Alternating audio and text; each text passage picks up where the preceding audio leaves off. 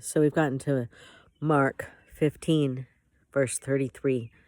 And this is where it says that at the 6th hour, darkness fell over the land, and it stayed there until the 9th hour. Now, the 6th hour was about 12 noon, and the 9th hour is about 3 o'clock in the afternoon.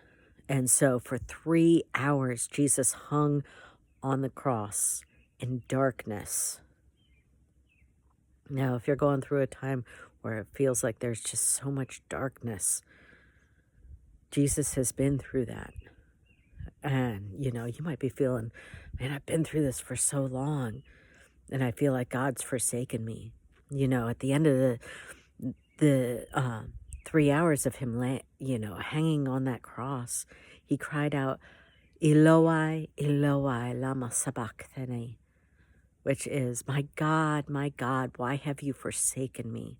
Now, those are the first two lines of Psalm 22. And back in that day, you say the first line of a psalm, and it recalls the whole psalm. And so Jesus, in one way, is saying, hey, you who remember Psalm 22, you're seeing it play out.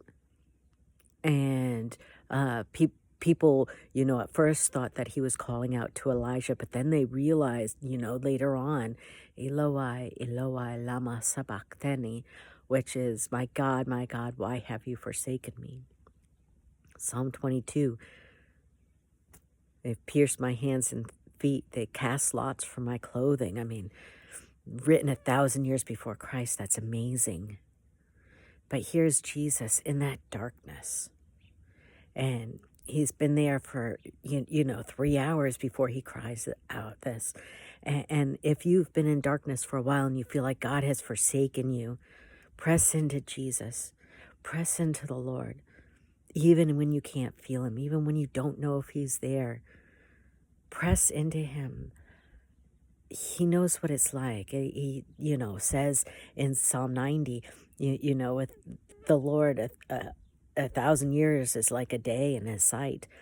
But then in Peter says, with the Lord, a day is like 1,000 years, and 1,000 years is like a day.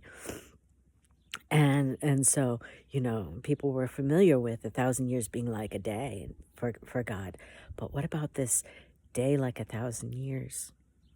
Well, what about that time where Jesus hung in the cross and the darkness for 3 hours? If you're in the darkness, press into God. He has not forsaken you. God bless you.